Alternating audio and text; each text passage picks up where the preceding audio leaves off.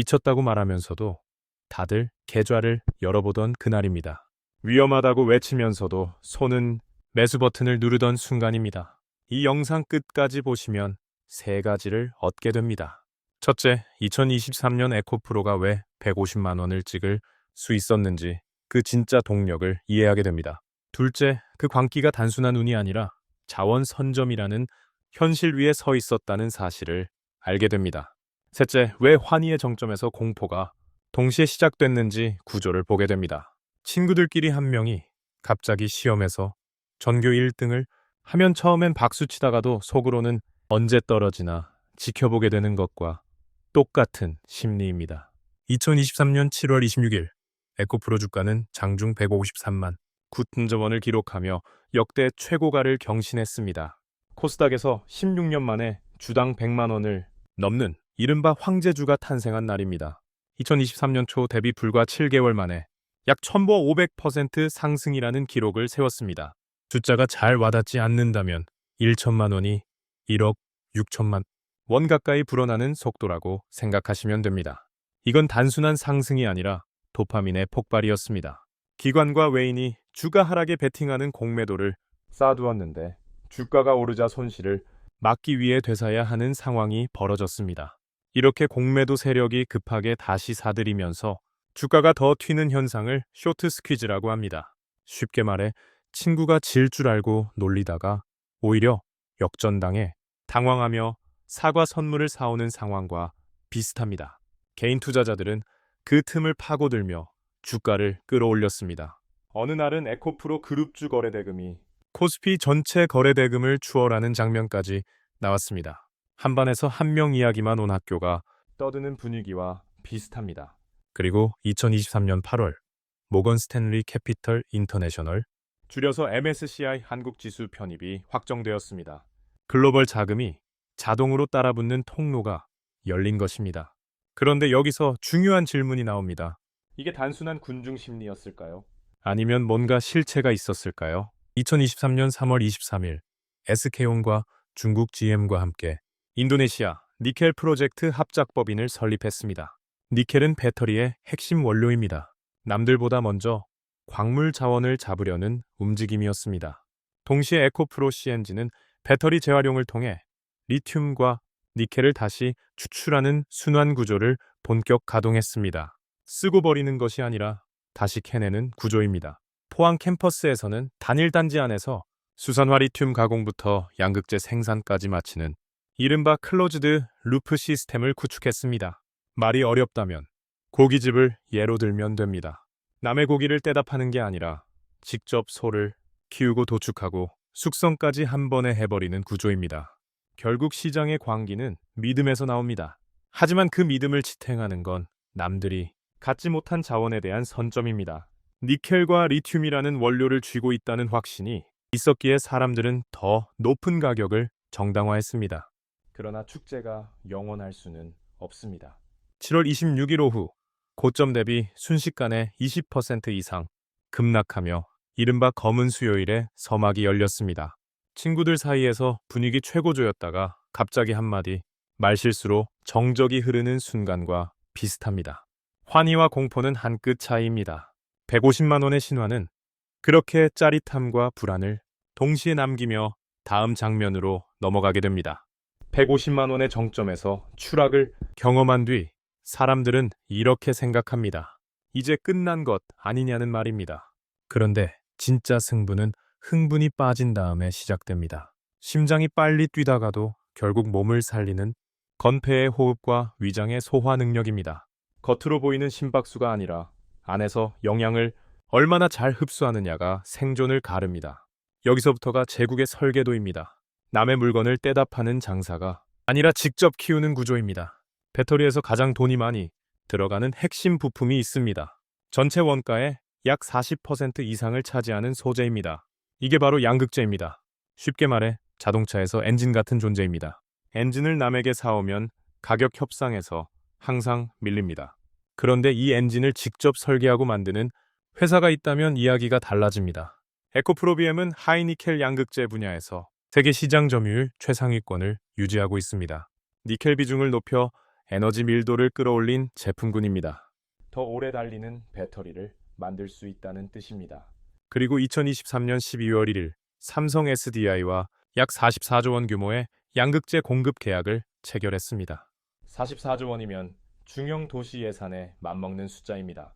단순한 납품 계약이 아니라 몇 년간 물량을 책임지는 구조입니다. 그런데 여기서 끝이 아닙니다. 탄산 리튬을 배터리에 적합한 수산화 리튬으로 바꾸는 공정이 필요합니다. 쉽게 말해 쌀을 사와서 바로 밥을 지을 수 있는 상태로 도정하는 과정입니다. 에코프로 이노베이션은 이 전환 공정을 자체 보유하고 있습니다. 중간 단계를 남에게 맡기지 않습니다. 또 하나 중요한 단계가 있습니다. 정우체입니다. 양극재를 만들기 직전의 반제품입니다. 에코프로 머티리얼즈는 2023년 11월 17일 코스피에 상장하며 정우체 국산화의 선봉장 역할을 맡았습니다. 광물에서 전구체, 전구체에서 양극재로 이어지는 흐름을 내부에서 이어붙인 것입니다. 외부에서 사오면 그때마다 붙는 중간 마진이 있습니다. 이 마진을 제거하면 영업이익률이 자연스럽게 올라갑니다. 원가 경쟁력이라는 말이 어렵게 들릴 수 있지만 결국 직접 농사 지으면 장바구니 물가를 통제할 수 있다는 뜻입니다. 이렇게 광물 단계인 머티리얼즈와 이노베이션, 양극재를 만드는 BM, 그리고 재활용을 담당하는 CNG까지 이어지는 밸류 체인이 완성됩니다. 처음 캐서 다시 재활용해 또 쓰는 구조입니다. 몸으로 치면 혈액을 뽑아 쓰고 끝나는 것이 아니라 정화해서 다시 순환시키는 시스템입니다. 그리고 유럽 시장을 잡기 위해 헝가리 데브레첸에 생산기지를 착공하며 대규모 투자를 진행했습니다. 현지에서 바로 납품하는 구조를 만들겠다는 전략입니다. 동시에 매출의 상당 부분을 차세대 소재 연구에 투입했습니다. LFP와 소듐 배터리 같은 새로운 소재입니다. 기존 하이니켈 중심 전략에서 한 단계 확장한 움직임입니다. 친환경 공법을 도입한 블루라인 프로젝트도 가동했습니다. 탄소 배출을 줄인 프리미엄 양극재 라인입니다. 겉으로는 주가 그래프가 출렁이었지만 안에서는 뼈대를 세우고 근육을 붙이는 작업이 진행된 것입니다. 많은 사람들이 착각합니다. 주가가 빠지면 회사도 약해졌다고 생각합니다. 하지만 진짜 체력은 유행이 아니라 구조에서 나옵니다. 숨을 들이마시고 내쉬는 것처럼 자연스럽게 이어지는 생산 흐름이 있어야 위기가 와도 버팁니다. 남의 고기를 떼다 팔던 상인이 아니라 직접 키우는 농부가 되겠다는 선언입니다. 이제 질문은 하나입니다. 이렇게 설계도를 완성한 제국이 외부 충격을 만나면 과연 버틸 수 있을까요? 다음 장면에서 그 시험이 시작됩니다. 사람들이 가장 크게 착각하는 상식이 있습니다. 회사가 잘 만들고 열심히 투자하면 주가는 그에 맞춰서 착실히 올라간다는 믿음입니다. 현실은 반대입니다. 실력이 있어도 바깥 날씨가 갑자기 겨울로 꺾이면 몸이 먼저 떱니다. 에코프로가 수직 계열화로 제국의 뼈대를 세웠던 그 순간에도 시장은 칭찬 대신 천을 빼앗아 갔습니다. 이유는 간단합니다.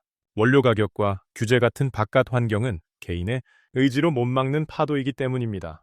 친구 관계로 비유하면 더 쉽습니다. 아무리 성실하고 능력 있는 친구라도 주변에서 갑자기 소문이 돌고 돈 이야기가 엮이고 분위기가 틀어지면 단톡방에서 표정이 바뀌기 시작합니다. 그 친구가 잘못한 게 아니라 판이 바뀐 것입니다. 2024년에 그 판이 바뀌는 신호가 가장 먼저 원료에서 터졌습니다. 2024년 리튬 가격이 고점 대비 약 80% 이상 하락했습니다. 리튬은 배터리의 핵심 재료인데 이 가격이 무너지면 재고로 들고 있던 물건의 값이 장부에서 갑자기 깎입니다. 쉽게 말해 냉장고에 고기 잔뜩 사놨는데 다음날 마트 가격이 반값이 되어버린 상황입니다. 맛은 그대로인데 내 돈이 사라진 기분이 듭니다. 그렇게 재고평가 손실이 발생했습니다. 그리고 숫자는 잔인하게 따라옵니다. 2023년 3분기 영업이익이 전년 대비 약 70% 가까이 감소하며 어닝 쇼크를 기록했습니다. 어닝 쇼크라는 말이 어렵다면 이렇습니다. 다들 성적 잘 나올 줄 알고 축하 준비를 했는데 성적표가 나오자마자 반 전체가 조용해지는 상황입니다. 여기서 더 무서운 게 있습니다.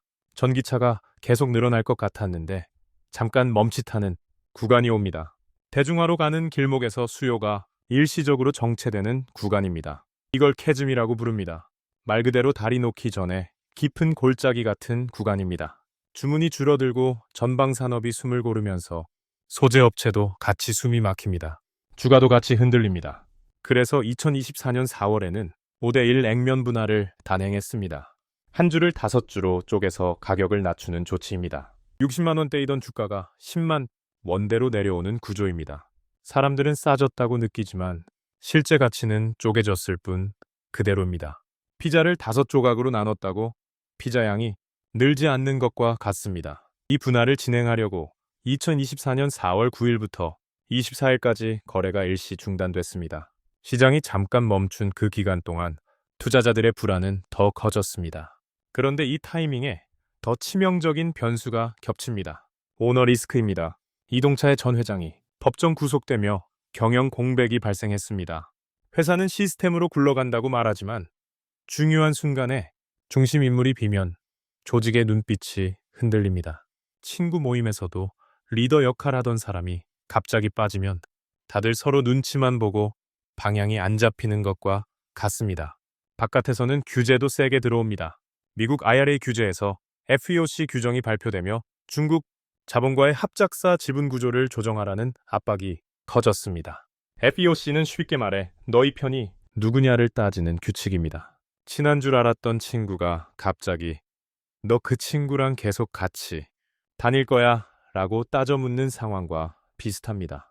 관계를 정리하거나 구조를 바꾸라는 요구가 생기는 것입니다.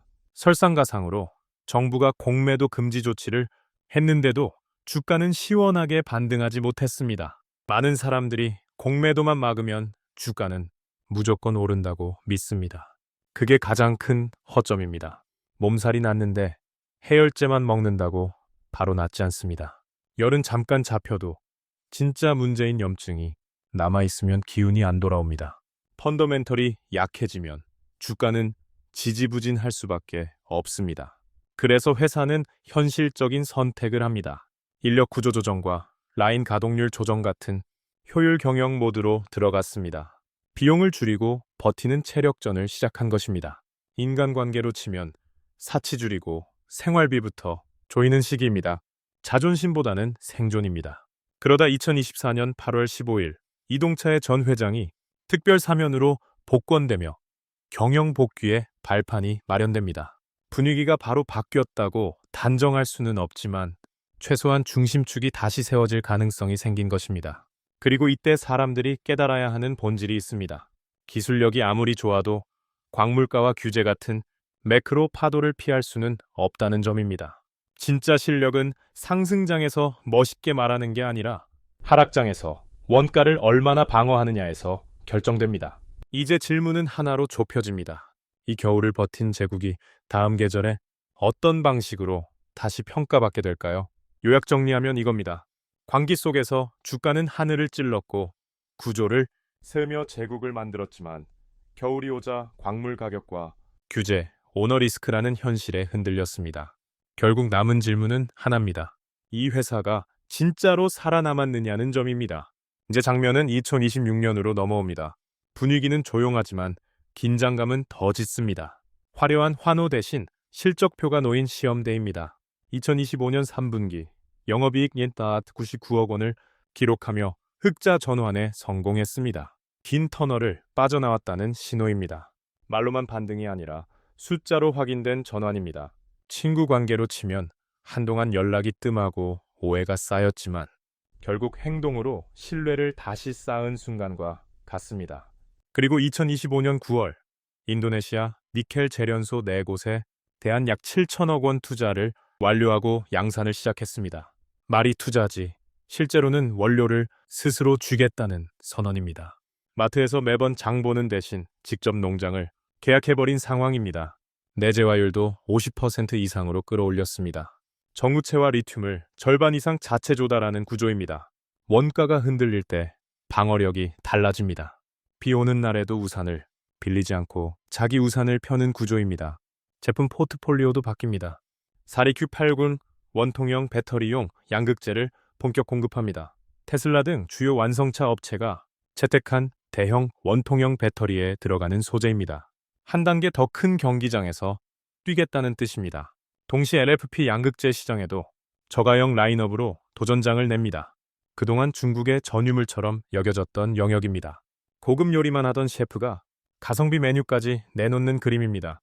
하지만 긴장감은 여전합니다. 2026년 1월 5일 NH투자증권은 양극재 판매량 감소를 우려하며 목표가를 하향 조정했습니다. 현실적인 경고입니다. 응원만 있는 시험이 아닙니다. 바로 내일 2026년 2월 4일에는 에코프로비엠과 머티리얼즈의 2025년 4분기 실적 발표가 예정되어 있습니다. 숫자가 심판을 합니다. 유럽에서는 헝가리 공장이 완공되어 현지 완성차 업체에 직납하는 구조가 형성되었습니다. 중간 단계를 줄인 구조입니다. 그리고 2026년 현재 미국 대선 결과와 친환경 정책 변화 가능성에 따라 시나리오별 대응책을 가동하고 있습니다. 정책이 바뀌면 전략도 바뀌어야 합니다. 이제 시장이 묻는 질문은 단순합니다. 황제의 귀환이냐는 점입니다. 다만 2023년의 광기 같은 축제는 아닙니다. 실적으로 증명하는 진짜 가치의 심판입니다. 요리로 비유해 보겠습니다. 처음에는 불쇼가 화려해서 사람들이 몰립니다. 그런데 결국 단골이 되는 집은 맛으로 남습니다.